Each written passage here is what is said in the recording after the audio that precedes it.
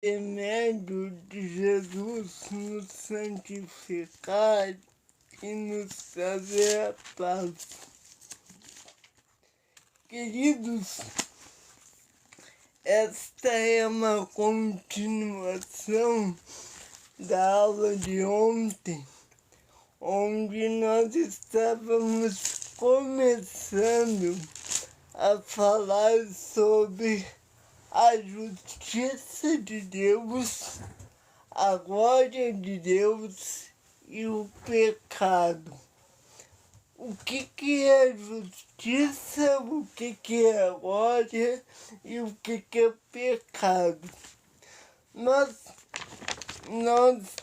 estávamos na segunda questão, onde Paulo está discutindo com os judeus sobre a salvação, e nós ainda vamos seguir nesta dinâmica para dar uma resposta coerente à resposta bíblica.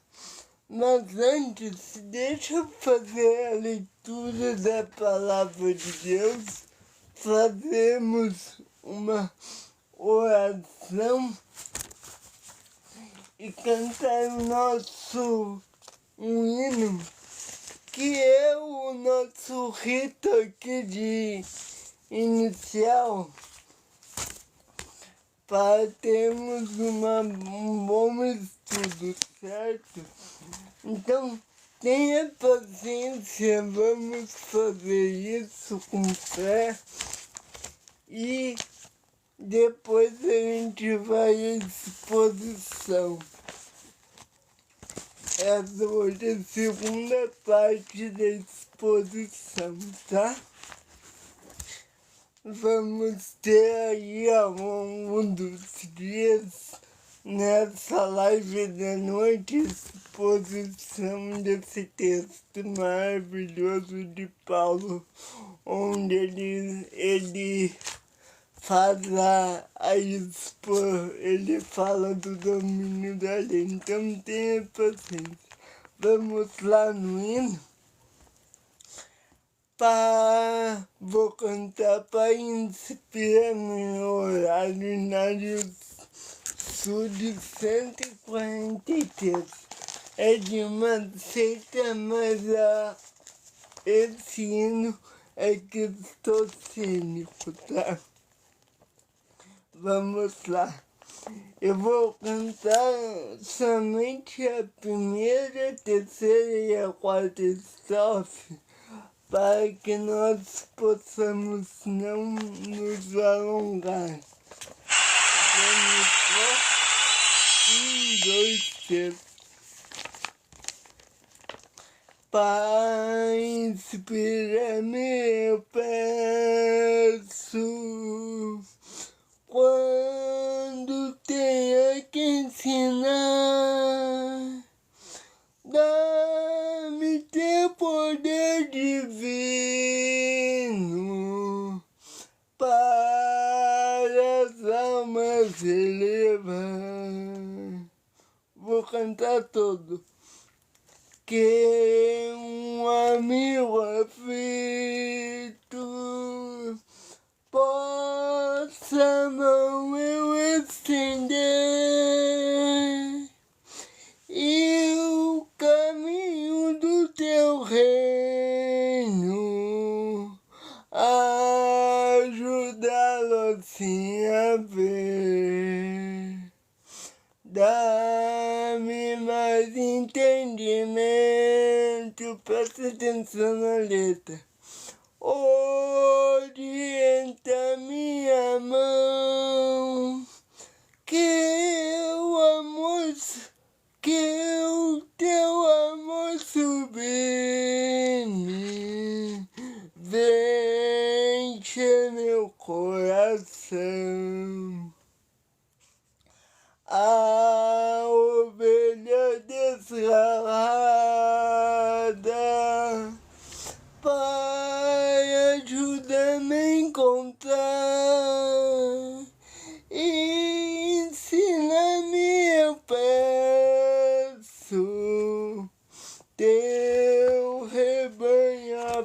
sentar. Vamos então à leitura da lei e fazer uma oração rápida. Primeiro mandamento: não terás outros deuses diante de mim. Segundo, não farás para ti imagem de escultura. Terceiro, não tomarás o nome do Senhor teu Deus em vão. Quarto, lembra do dia do sábado para o santificar. Quinto, honre teu pai e tua mãe. Sexto, não matarás. Sétimo, não adulterarás. Oito, não roubarás. Décimo, não darás falsos testemunhos. Nono, não darás falso testemunho. Décimo, não cobiçarás. Querido Deus, muito obrigado, Senhor, pela tua misericórdia. Que o Senhor possa me ajudar agora nessa exposição da tua palavra. Me dê graça, sabedoria e amor para que eu possa ensinar o teu evangelho. Inspira-me como um canal de bênção para levar a tua palavra. Em nome de Jesus Cristo, nosso Salvador e Redentor, nos dê graça. Amém. Amém. Bom, então ontem nós iniciamos a exposição do texto de Romanos capítulo 3. E aqui nós estamos falando, o título dessa mensagem, dessa teologia de mensagens é: não há nenhum justo, nenhum sequer. No texto que nós estamos olhando, aqui Paulo está ele fez uma hipótese. Ele estava discutindo com um judeu acerca de qual seria a vantagem em referente aos outros povos de ser judeu, já que a graça de Cristo iria abundar sobre todos os povos, né? E a primeira questão levantada por Paulo, por esse meu imaginário de Paulo, era qual é a vantagem de ser judeu? Se o evangelho vai a todos os povos, qual é a vantagem de ser do povo escolhido? E Paulo, no capítulo 9, ele responde, ele diz: digo em verdade em Cristo, não minto, minha consciência dá testemunho comigo no Espírito Santo de que tenho grandeza no seu coração e incessante dor no coração. Aqui Paulo responde a esse meu imaginário judeu que teria muitas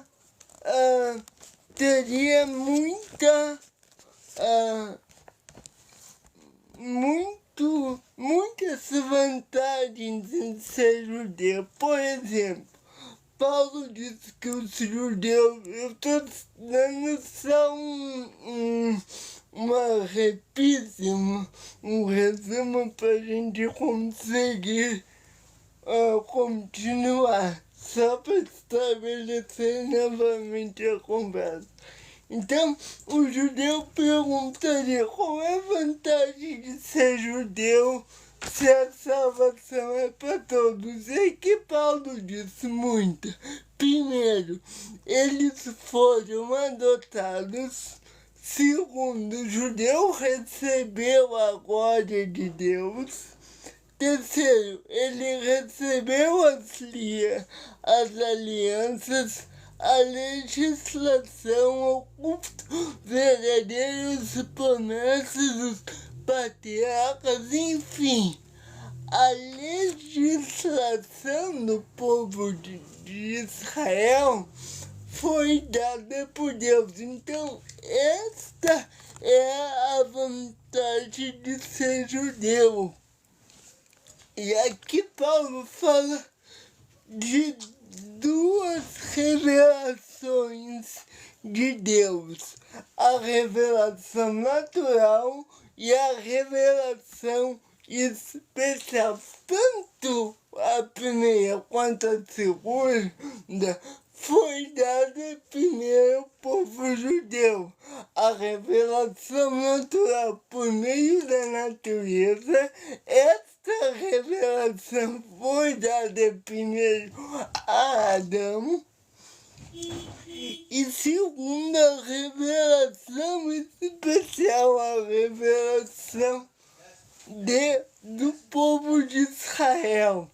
Esta revelação também foi dada primeiro ao povo judeu, porque Jesus veio de Judá, né, que era uma das 12 tribos de Israel, e ele veio dessa tribo. Então, primeiro eles receberam primeiro as duas revelações, certo? Tanto da revelação da natureza quanto a revelação especial. A revelação especial, Davi no Salmo 19, ele diz: os céus proclamam a glória de Deus e o firmamento anuncia as obras de suas mãos. Então, nós separamos aí. Mas, então é que eu encerro o meu resumo. Mas Paulo, ele também dá uma segunda questão, né, que o judeu poderia perguntar, que é: uma vez que muitos judeus não querem em Jesus, nas palavras de Deus, isso não demonstraria que Deus abandonou o seu povo? Então vamos lá, Paulo novamente vê o seu oponente imaginário levantando a mão e perguntando isso. Mas vamos pensar muito, Paulo. Se Deus deu a lei, a revelação, os oráculos de Deus, que seria o Antigo Testamento, esta verdade não seria o caminho da redenção? E por que Deus, então, por que a nação de Israel, recebendo essa lei, ele rejeitou a Jesus? Por que ele perguntaria: por que a nação de Israel foi toda incrédula? Isso não seria uma prova de que Deus então abandonou o povo, né? Então, esse judeu poderia dizer que essa revelação não valeu de nada, pois afinal, quando o povo de Israel veio, quando o Messias veio, o povo de Israel não o aceitou. Vou trazer para cá para melhorar para mim. E a resposta de Paulo a esse questionamento seria seria surpreendente. Ele disse assim: de modo algum, seja Deus verdadeiro e todo homem seja mentiroso.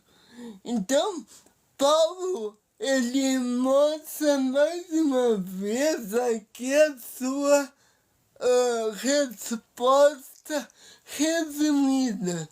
Ele diz como está escrito: para que sejam justificados em tuas palavras, quando e venças quando fores julgado. Então, a argumentação aqui seria mais...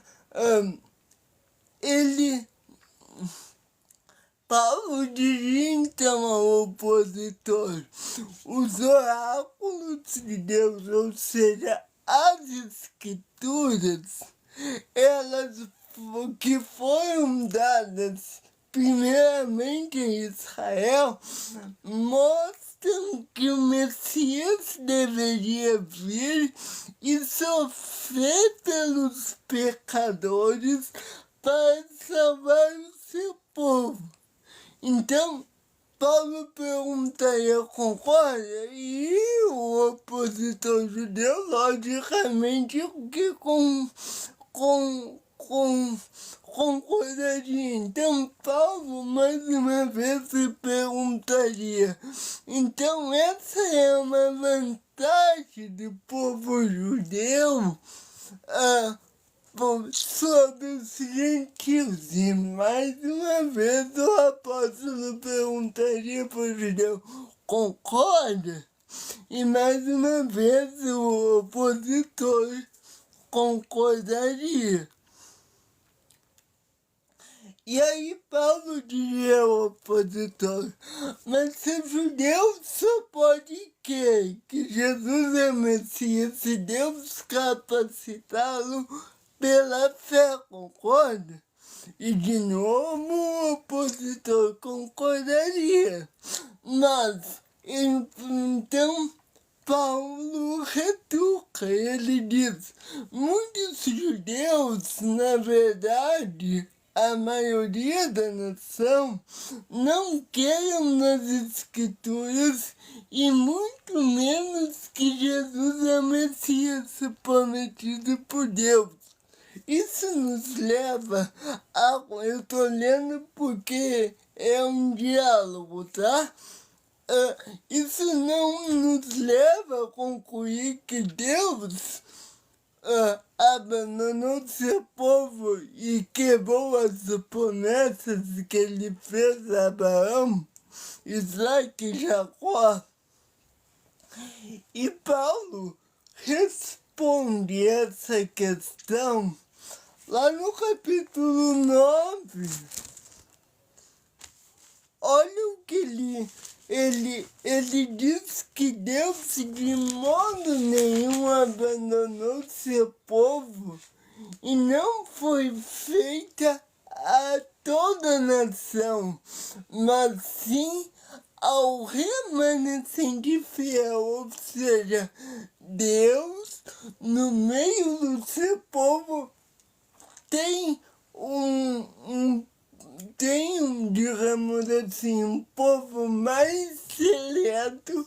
Dentro do povo de Deus, Deus tem um outro povo, que é o mesmo povo, mas é um povo mais seleto.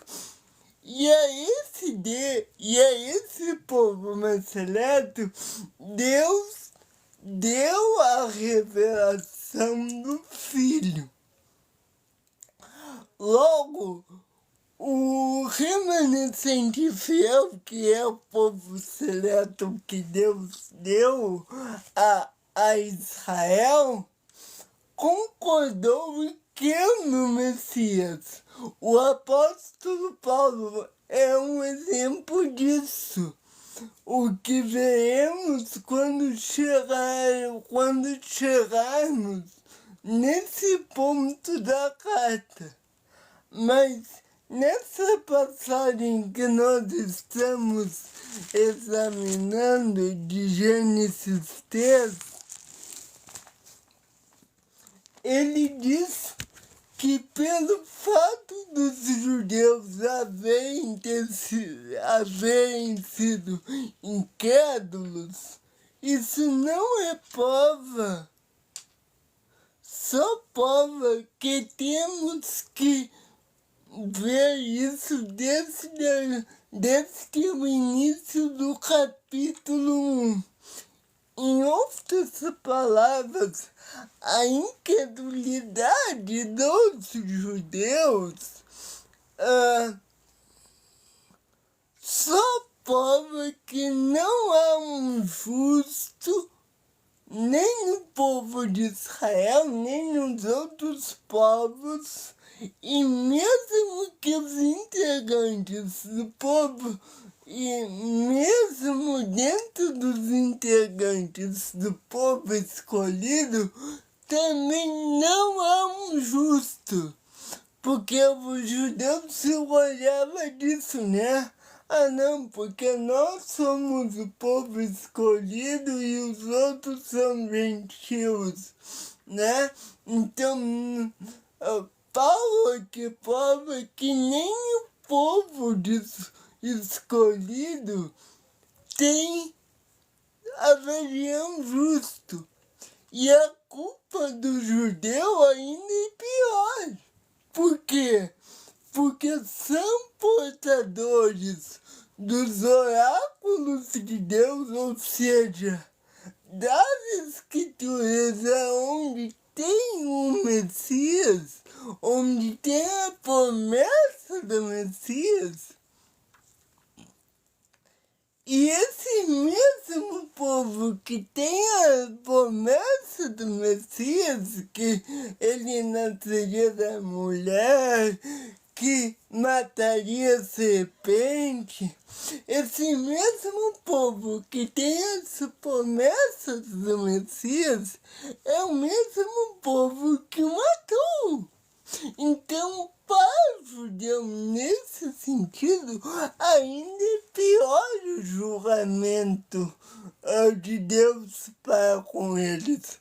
Porque eles receberam a revelação, tanto especial quanto a revelação, tanto a revelação natural que todos receberam, mas este povo ainda recebeu a revelação especial e este povo matou Jesus. Portanto, Paulo aqui exclama o seguinte: seja Deus verdadeiro e todo homem seja mentiroso. É o que ele diz aí no verso 4. Aqui os judeus se perguntariam, né? Verso 3. Porque se alguns foram incrédulos, a sua incredulidade aniquilaria a fidelidade de Deus. E aí Paulo responderia, ele diria, de maneira nenhuma, sempre será Deus verdadeiro e todo homem será mentiroso. Como está escrito, para que seja justificados em tuas palavras e venças quando fores julgado. Então, no final do versículo 4 de Romanos 3:4, Paulo faz uma referência ao Salmo 51.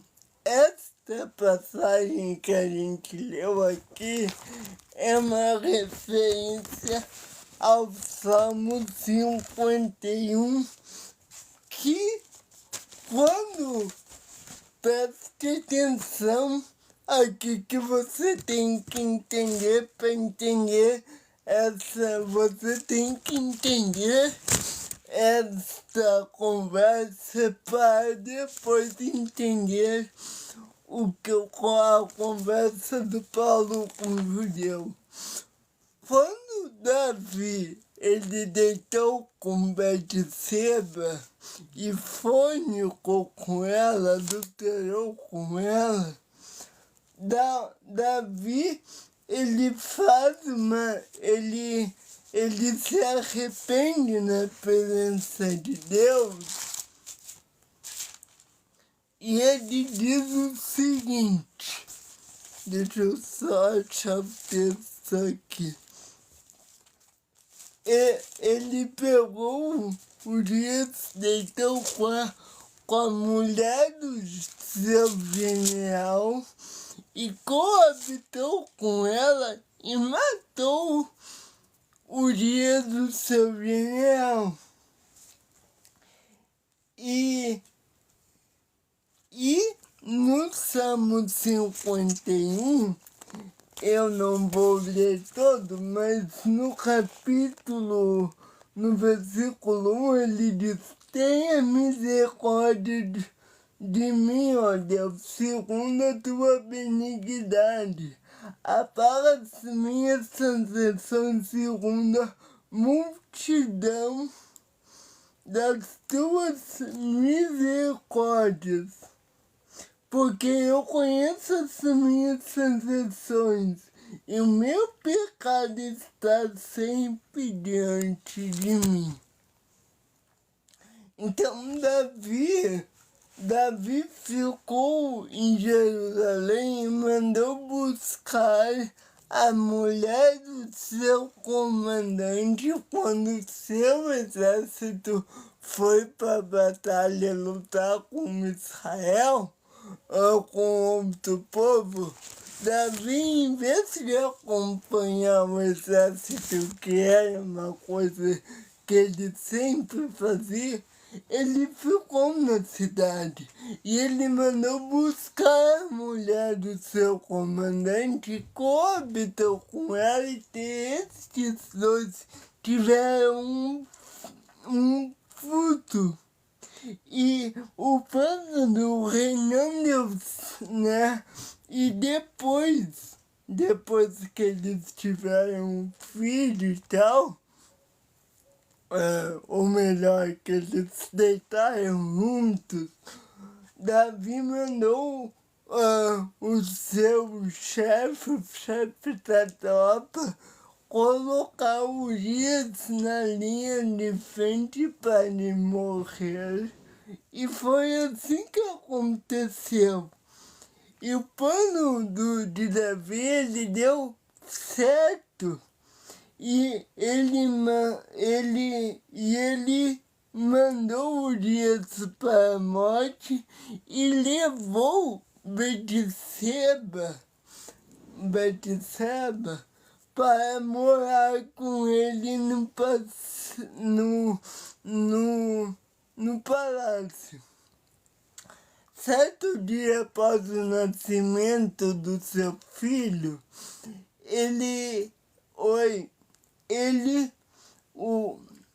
após o nascimento, o profeta Natan, enviado por Deus, foi até Davi e denunciou a ele o seu pecado e confrontou. E Davi se arrependeu profundamente diante de Deus. Mas apesar do arrependimento de Davi, ele acabou sofrendo consequências dos seus atos e o castigo que veio de Deus foi atirar a criança dele. Então, a criança, o filho do pecado, pereceu. E toda a família, toda a casa de Davi, a partir dali, esfacelou-se com o juízo que Deus havia mandado a Davi. Todavia, mesmo que Deus, ele julgou Davi, puniu o ato de Davi, todavia Davi foi perdoado por Deus. E o que significa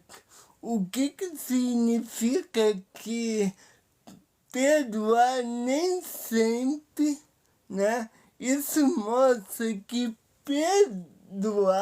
Deus perdoar, nem sempre significa anular as consequências do pecado.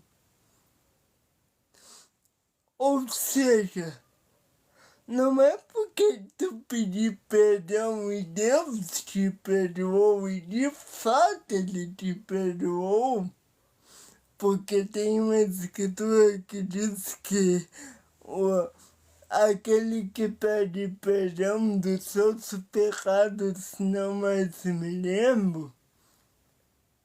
Mesmo assim, isso não quer dizer que você não sofrerá as consequências do seu pecado.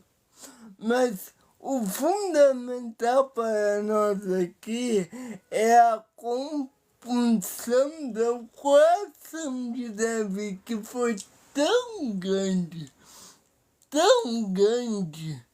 que a sua tristeza foi tão intensa que ele declarou o seu pecado publicamente.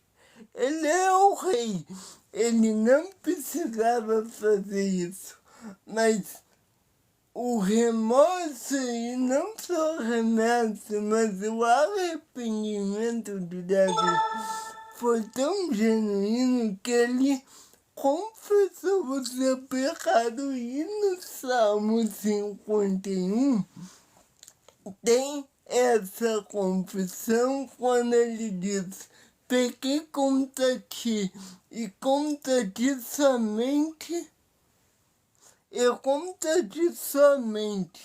e fiz o que é mal diante dos teus olhos. Por isso a sentença é justa e teu julgamento é puro. Então Davi se arrependeu e ele ainda disse que toda aquela desgraça que estava acontecendo na sua casa é justa, porque ele pecou diante de Deus. Ele pecou diante dos céus, mas ele se arrependeu. E ele disse que ele não disse assim: eu me arrependi, mas Deus é bom, ele não vai dar nenhuma consequência. Não, ele foi lá e assumiu o erro, assumiu as consequências. E o que Davi está dizendo é que Deus foi puro e justo ao condená-lo. Nenhum tempo Davi não disse, em nenhum momento Davi disse que Deus estava sendo injusto com ele, porque ele sabia que o que ele tinha feito, não somente de engravidar de uma outra mulher, mas de matar o marido dessa mulher, ele sabia que o que ele tinha feito era terrível. E e Paulo, então, ele tomou essa passagem aqui no Romanos 3 para fazer a seguinte aplicação. Paulo pega esse exemplo, ele cita esse exemplo no Salmo, em Romanos 3:4, ele cita em Romanos 3:4, Paulo cita o Salmo 51, capítulo, versículo, agora eu não, deixa eu ver aqui, pela aqui, versículo, acho que é o 4, enfim, não sei. Mas aqui Paulo cita o versículo do Salmo 51 e Paulo faz a seguinte aplicação. Ele diz que da mesma forma que Deus castigou Davi, preste atenção, Paulo diz que da mesma forma que Deus castigou Davi por causa do seu pecado, sem, contudo, tê-lo abandonado, assim também o castigo de Deus por causa da incredulidade dos judeus não prova que Deus os abandonou. Apenas mostra que todo homem é mentiroso e pecador e que só Deus é justo e verdadeiro. Ele pega o exemplo de Davi para demonstrar que os judeus, lembra que Paulo está conversando com um possível judeu? E aqui Paulo diz que da mesma forma que Deus julgou Davi pelo seu pecado e Deus não foi injusto ao fazê-lo, da mesma forma os judeus foram julgados por não aceitarem o Messias e Deus não foi injusto por isso, porque assim como o povo judeu que não aceitou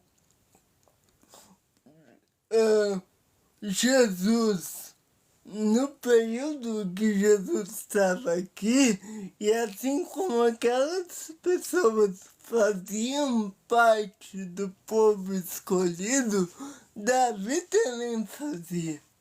Davi era o rei de todo Israel. Davi era o rei do povo escolhido. E aí Deus diz que da mesma forma que ele não aliviou para Davi, ele não aliviaria para o povo de Israel por terem rejeitado a Jesus. E havia uma profecia lá no Salmo 53, se eu não me engano, que o povo rejeitaria o Messias, né? Salmo 51, não. Agora eu não estou lembrando qual é o número do Salmo. Mas enfim. E aqui é mostrado então que é o que diz no final do versículo 4, quando Paulo diz para que sejam justificados em tuas palavras e venças quando fores julgado. Então Deus disse que eles seriam julgados por não ter aceitado o Messias. E que um dia eles saberão que eles mataram Jesus e mataram o Messias. E isso aqui não é antissemitismo. Isso aqui é Bíblia, tá? Eu não estou dizendo que os judeus, não, pelo amor de Deus, os judeus não têm que ser martirizados por isso. Mas o fato é que eles negaram Jesus, negaram Salvador. Agora, como a Bíblia diz que existe perdão para aquele que nega o Filho e não nega o Espírito, e não perdão para aquele que nega o Espírito, eu nunca entendi isso muito bem, mas podemos aplicar isso ao povo judeu. Eles negaram o Filho, então eles ainda têm um perdão, certo? Agora, lembre-se que a gente tá lembrando que... Mas não faz assim, cara. Não faz piada. Bom, lembre-se que a gente ainda tá naquela questão que Paulo, ele está conversando com o judeu. Então, a primeira questão seria... Deixa eu voltar aqui. Qual a vantagem de ser judeu? A segunda questão é que se Deus abandonou o povo de Israel porque eles não aceitaram Jesus. E agora tem uma terceira questão. Deus é injusto por castigar aqueles que por seus atos não ajudam, por seus atos maus, indignos, ajudam a... Deus não é justo por castigar aqueles que por seus atos maus ajudam a promover a verdade divina. Então, mais uma vez, Paulo pelo o seu judeu, ele vê o seu opositor imaginário levanta a mão. E creio que se fosse nos dias de hoje, Paulo se sentiria numa briga de comentários em uma rede social. Imagina Paulo e esse judeu numa rede social discutindo. E há uma máxima relativa ao Facebook. Se você responder, a discussão não vai terminar nunca. A objeção antecipada de Paulo, que alguns judeus lhe dissessem mais ou menos o seguinte, a terceira questão. Então, se não faz sentido Deus castigar ninguém, porque se o meu pecado traz à lume a justiça de Deus, por que ele castigaria aquelas pessoas que colaboram? Por que ele castigaria aquelas pessoas que colaboraram para a glória dele? O judeu perguntaria, se o meu pecado mostra que Deus é santo e justo, por que ele desvia? Por que ele deveria me castigar? E essa pergunta, sinceramente, ela não faz sentido. Porque não é porque estou Olha, afinal, estou fazendo um favor a Deus quando peco, não estou. O meu pecado não mostra que Deus é justo, santo e verdadeiro. O judeu perguntaria. Então, por que ele vai me condenar se no final das contas eu estou trabalhando para ele quando peco? Imagina um judeu perguntar isso. Afinal, se o judeu... Me desculpa, gente, eu não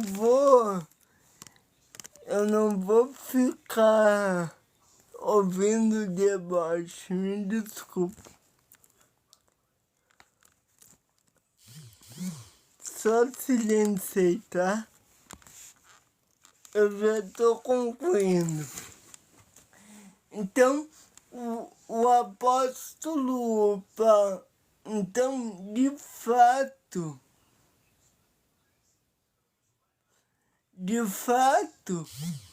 existem pessoas que pensam todo tipo de coisa.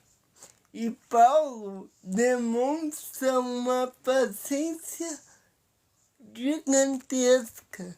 Imagina alguém te perguntar assim: se Deus é misericordioso, então por que eu não posso pecar?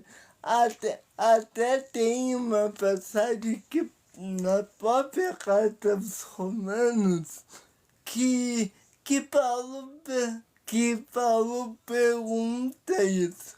Nós vamos pecar para que a graça superabunde? E Paulo disse de modo algum. Então, o judeu poderia achar que eles matando Jesus, eles ajudaram a cumprir o plano de Deus. Só que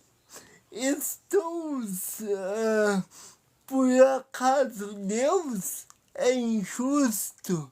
Eu poderia fazer,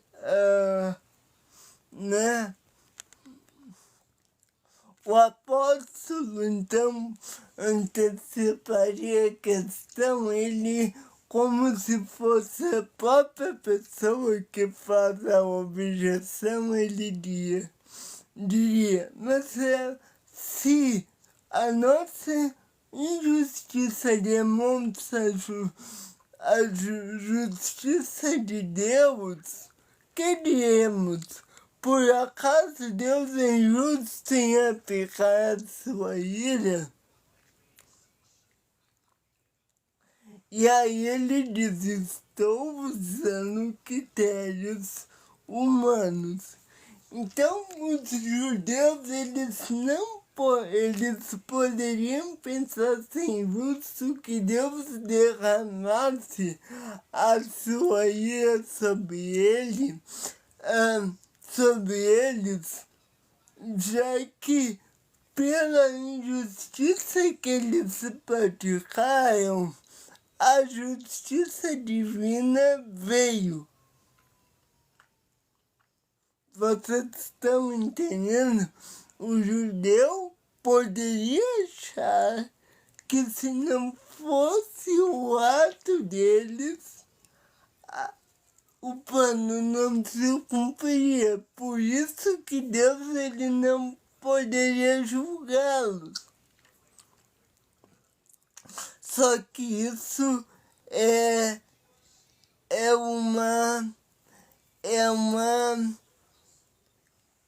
uma coisa horrível. Por quê?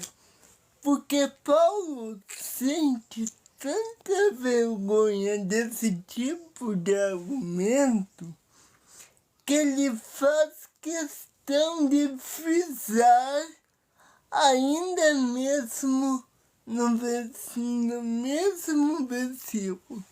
Ele diz, estou usando critérios humanos. Então, Paulo ainda diz que ele faria, que ele estaria usando critérios humanos para fazer essa hipérbole, né? E é como se Paulo chegasse e dissesse que só tocaria nesse assunto porque sabia que alguém trairia uma questão do tema de qualquer jeito. E ele diz, e ele mesmo responde. Lembre-se que a pergunta é: nós não ajudamos no plano de Deus a matar o Messias? E a resposta é: de modo nenhum. Está aí no versículo 6, na parte A. De maneira nenhuma. Parte B. De outro modo, como julgará Deus o mundo? Então, para o apóstolo, não existe a possibilidade desse argumento que esteja correto. Esse argumento do judeu todo, e ele continua: se fosse isso, se vocês estivessem corretos, como Deus julgaria o mundo? Todo judeu acreditava no dia do juízo. Todo judeu. Isso era um dogma judaico.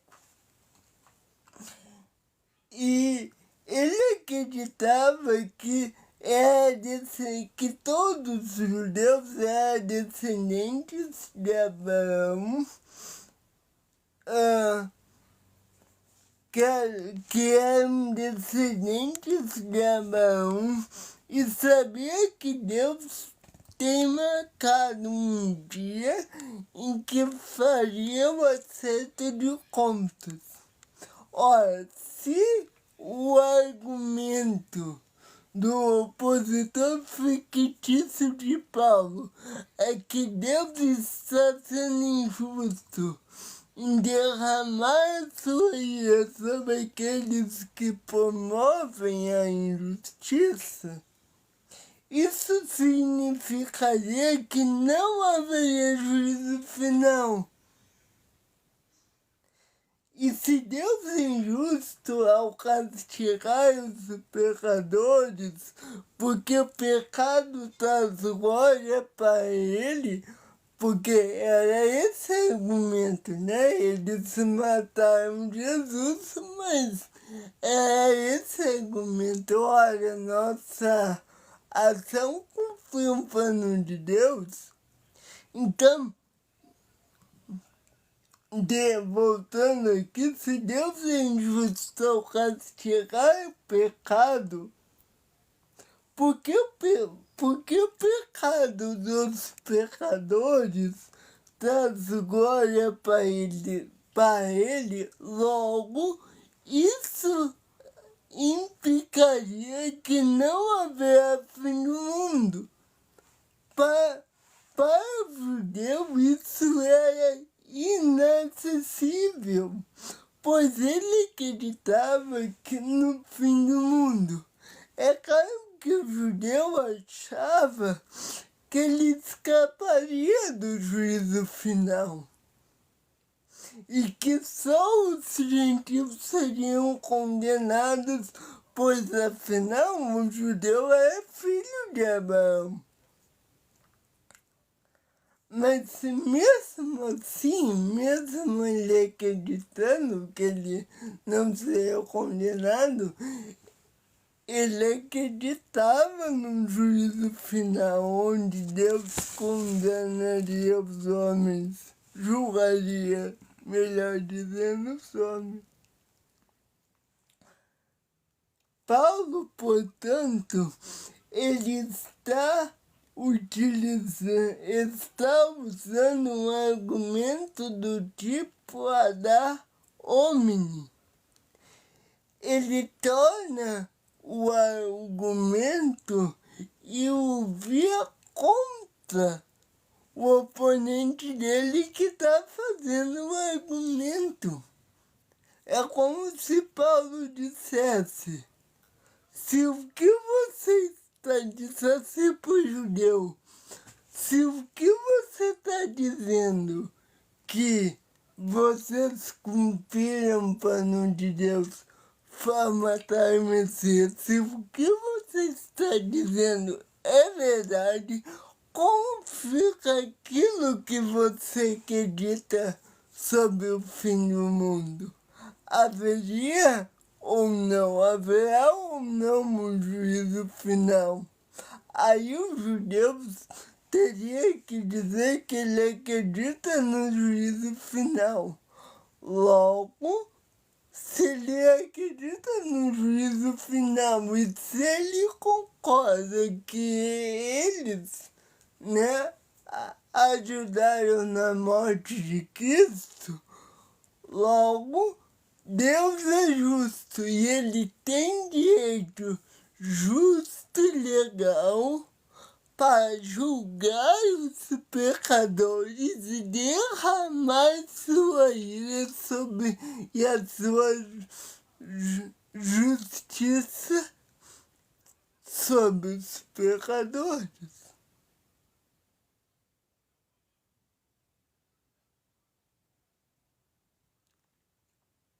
Vocês estão entendendo? Mas Paulo aí ele avança e vira mais uma vez o argumento contra o judeu. Ele diz assim: a lógica de Paulo é mais ou menos a seguinte: vamos supor que o seu raciocínio esteja correto. Ele diria para o judeu, ou seja, que Deus não pode condenar a pessoa porque o erro dela mostra que Deus é grande e orgulhoso. Por que então vocês me condenam? Ele perguntaria para Deus. Para os judeus, desculpa. Vivem dizendo que eu estou pregando um evangelho falso. Vocês me perseguem de cidade acusando-me diante das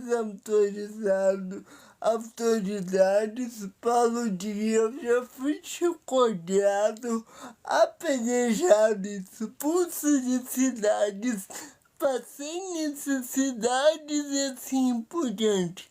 E olha que Paulo, antes de ser apóstolo, ele era um membro do Sinédrio.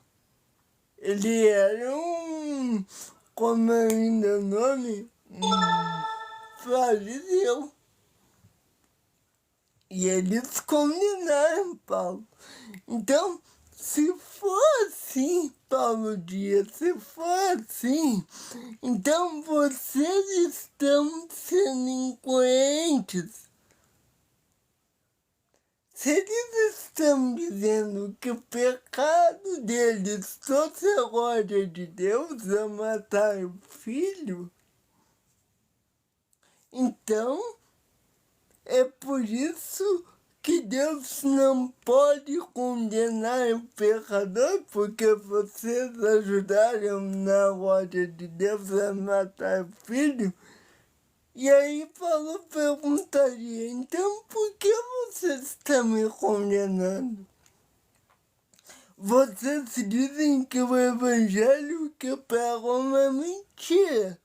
Olha, pelo raciocínio daqueles judeus, se aquilo que Paulo pregava é uma mentira, e essa mentira apenas estava confirmando que existe somente um Deus verdadeiro, de modo que o apóstolo não merece ser condenado, pois a mentira de Paulo só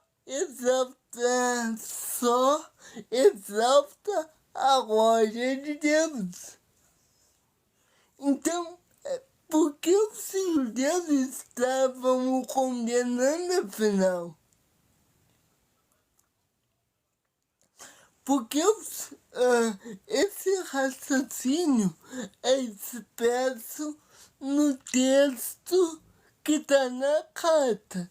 Em Romanos 17, o apóstolo Paulo diz: mas se para a glória de Deus a sua verdade é ainda mais ressaltada por meio da minha mentira, por que ainda sou julgado como pecador? Então, Paulo só disse para eles isso, perguntando por que eles estavam condenando que ele deixou o sinédrio, se uns minutos depois eles dizem que aquilo que eles fizeram com Jesus serviu para dar glórias a Deus. Vocês percebem a incoerência do judeu aqui? Evidentemente, Paulo está falando que o argumento daquele homem, ou seja, ele pega o argumento daquele judeu e vira contra o judeu. Vocês estão entendendo o que eu quero dizer? Então encontramos ainda um argumento no versículo seguinte. É como se Paulo desenvolvesse um raciocínio mais ou menos assim. Se vocês estão dizendo, desculpa, se isso que vocês estão dizendo está correto, que Deus não pode derramar a ira sobre o pecador, porque o pecado no fim glorifica a Deus, então podemos pensar o seguinte: vamos combater o mal que nos venha bem. Para que nos venha bem. Vamos pecar para que a graça superabunde. Vamos fazer o que é errado para que o perdão de Deus seja cada vez maior. Vamos afundar na imoralidade para que transpareça a santidade de Deus. Paulo está dizendo: se vocês estão dizendo que vocês ajudaram na glória de Deus matando Jesus, então vamos pecar à vontade, porque isso aumenta a misericórdia de Deus. Assim como pecar à vontade não aumenta a misericórdia de Deus, assim vocês não ajudaram matando Jesus. Paulo está querendo derrubar esse argumento do judeu. Agora, procure pensar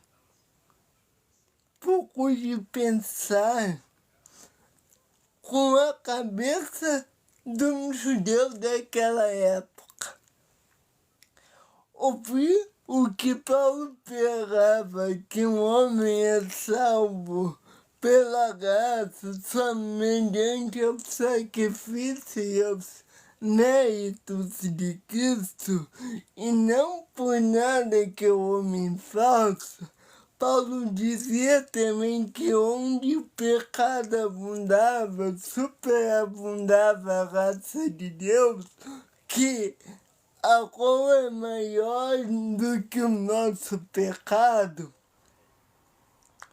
O judeu ouvia essas palavras de Paulo e ele pensava assim, ele está dizendo que para a graça se estabelecer, o judeu pensava, né? Paulo está ensinando heresia, ele está dizendo que para que a graça de Deus se estabeleça, o homem tem que pecar. Para o judeu, essa mensagem que Paulo estava pregando era uma mensagem perigosa. E era uma mensagem porque poderia fazer com que as pessoas se sentissem seguras e imaginasse que seria salvo pela graça.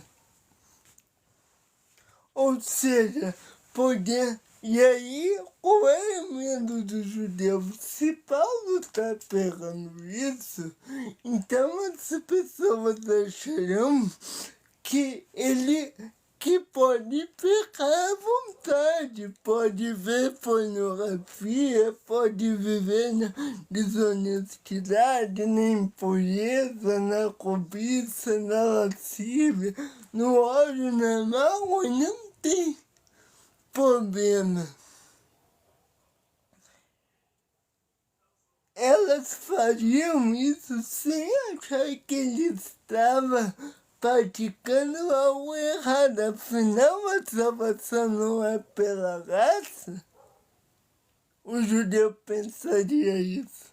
Se não é pela graça, mas é pelas obras, se não é pelas obras, e os atos não importam, pois a salvação é garantida de qualquer jeito, o judeu diria assim, isso que Paulo está pegando é muito perigoso, porque as pessoas dirão que não importa o que elas façam, é a graça que salva. Então o que os judeus faziam? Eles combatiam Paulo. Só que não é isso que Paulo estava dizendo. Então, para o judeu, a mensagem de Paulo é muito perigosa. É isso que passava pela cabeça dos fariseus, dos saduceus, enfim, dos religiosos daquele tempo, quando ouviam Paulo pregar, por exemplo, sobre a justificação pela fé. Eles diziam, Paulo está pregando isso e o povo vai pecar mais, achando que não tem problema. É isso que se passava pela cabeça do judeu. E foi essa interpretação da Igreja Católica quando Lutero começou a dizer que o homem é só salvo pelas obras, pela fé, sem as obras da lei. Foi a mesma preocupação que o judeu teve quando Paulo pregou isso. Foi a mesma preocupação de que a Igreja Católica pegou quando Lutero pegou a mesma coisa. Bom, o povo vai pecar mais, eles achavam, né? Porque se é pela graça, então Só que tem uma coisa, a contra-reforma,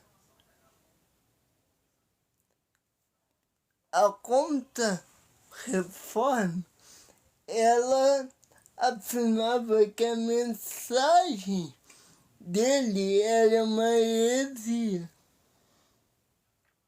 Lembre-se que depois do século XVI houve uma contra-reforma da Igreja Católica, que foi uma resposta à reforma protestante.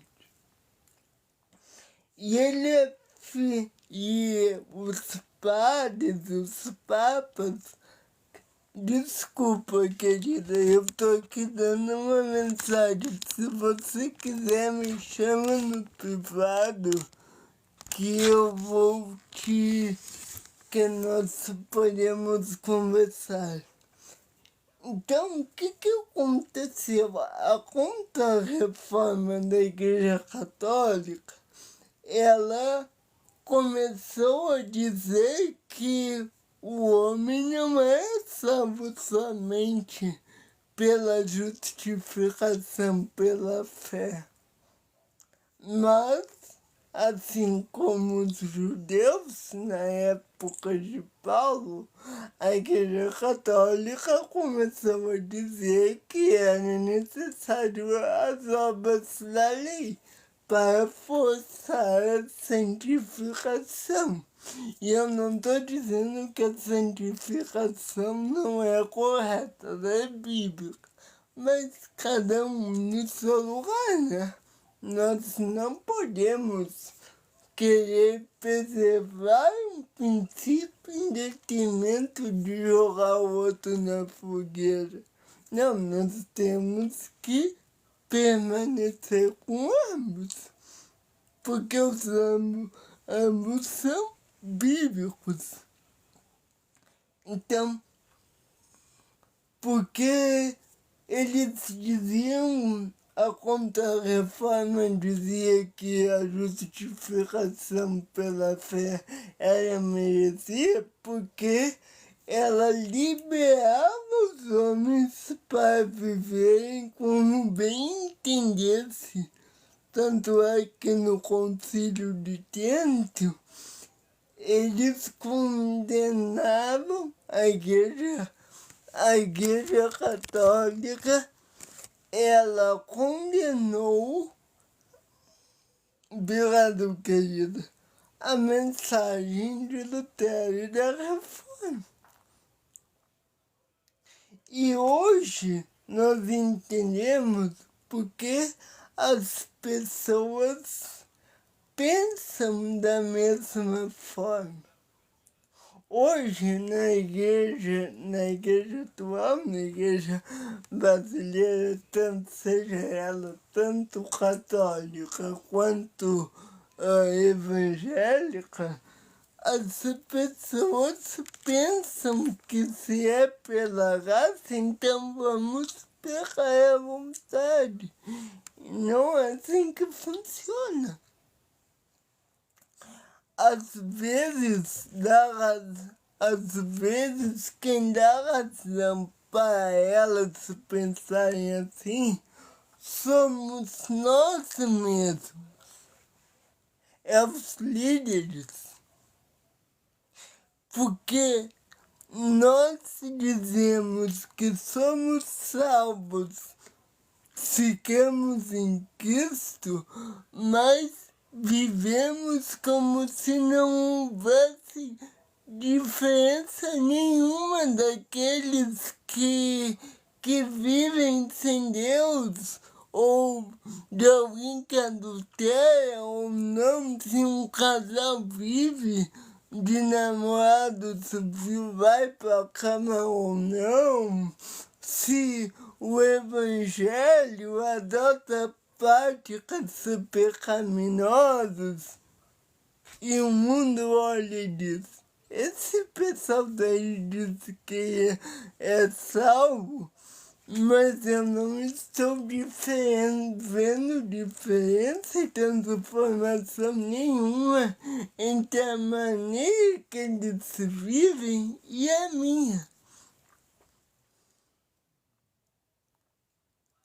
Então, a acusação do mundo, quando olha para ele, é essa.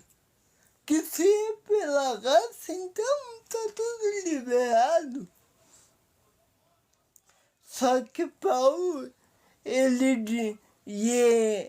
com isso que eles se sentem livres para dizer: façamos males para que venham bens.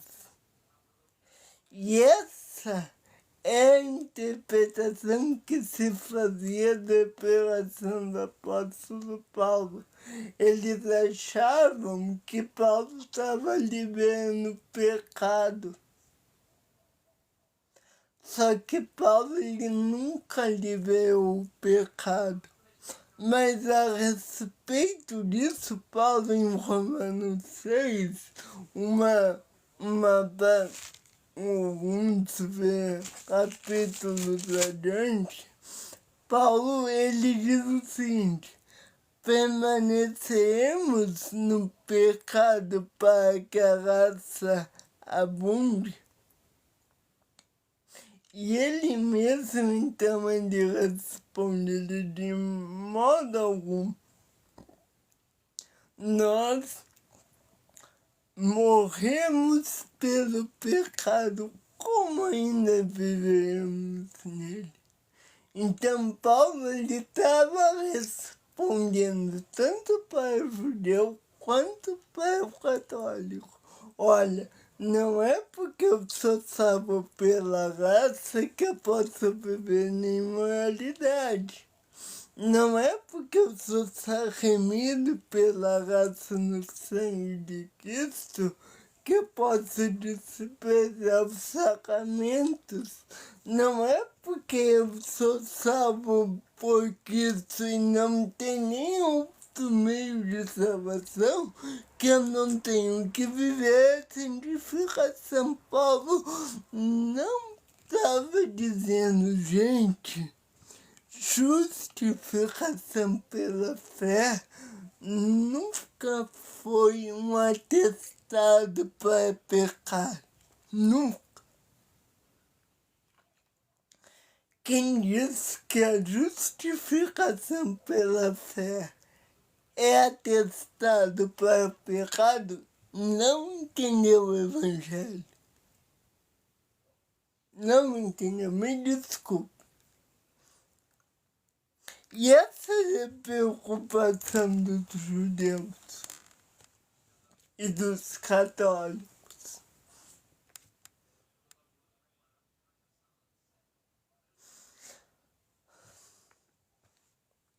Então, nesse ponto, Paulo introduz também vou ter que ir lá. Eu já tô 2 mensagens para terminar esse capítulo, mas é muita coisa. Eu só vou terminar esse tópico, tá? Então, Paulo, ele introduz a doutrina da nossa união com Cristo e diz que a pessoa que é um verdadeiro crente, ela preste atenção aqui. O que Paulo está dizendo é que uma pessoa que é verdadeiramente crente, ela morreu com Cristo na cruz para o pecado.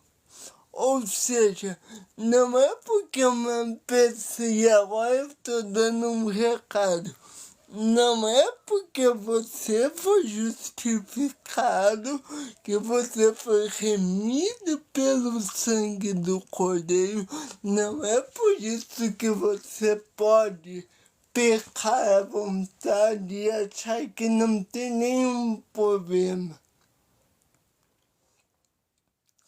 Aquele que peca à vontade é servo do diabo.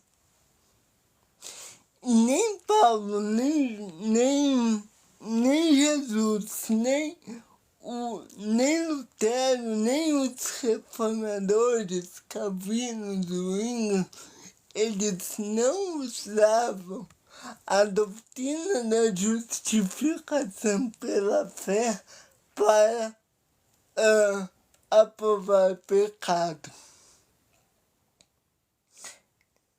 Então, a doutrina da justificação é para que nós não vivamos debaixo da lei, mas da graça. E a graça é o poder capacitador para nós não pecar mais.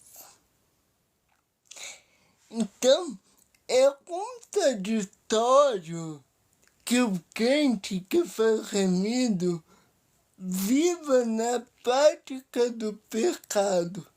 Ser cristão implica em santidade. Ser cristão implica em renunciar à carne.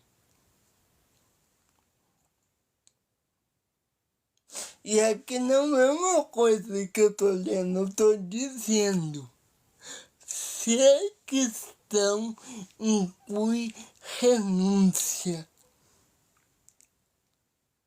As duas coisas não podem ser, ou você é cristão ou você é joio. Tem muitos cristãos hoje que usam a justificação pela fé para esconder o seu pecado.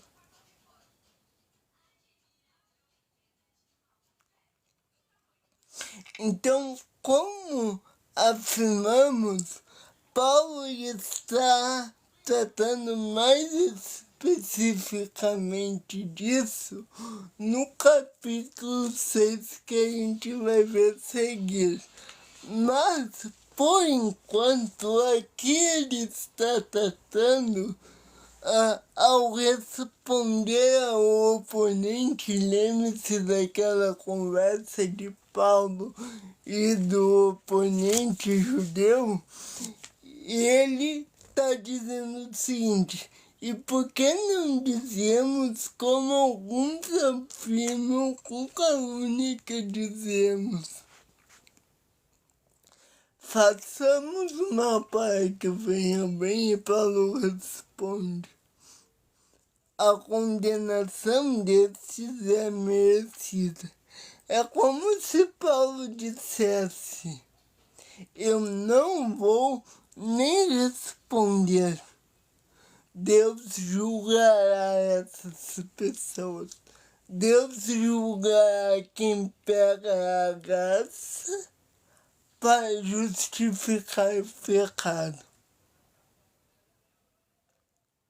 Deus julgará os falsos pastores que se escondem na graça para pecar, para roubar, para cometer os piores pecados. E não só pastores, todos os fiéis, seja cristão, seja crente, seja católico, seja reformado, seja menino, Deus julgará.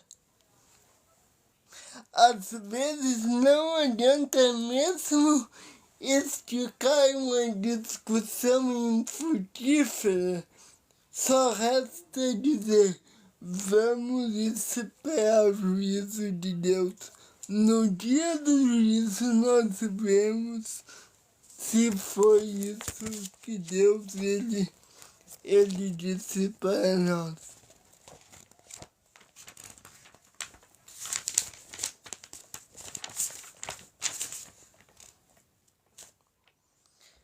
Então vamos a algumas aplicações práticas. Bom, eu vou deixar essas aplicações para amanhã. Já tá muito tarde e eu tenho que ir. Mas amanhã a gente faz essa aplicação e vamos então falar de Romanos 13 novamente para entender Romanos 13 daí e para a gente ainda nem chegou no milagre do perdão, certo? Que Deus abençoe. Lembre-se que isso é uma aula de reumatologia também, certo? Que Deus abençoe sua vida. Gente, eu vou ter que ir, tá? Mas o que fica da aula de hoje é isso. Que nós não, a graça não é justificativa para pecado, certo?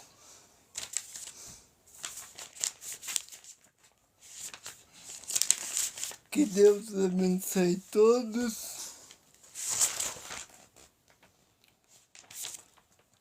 Fiquem na paz do Senhor.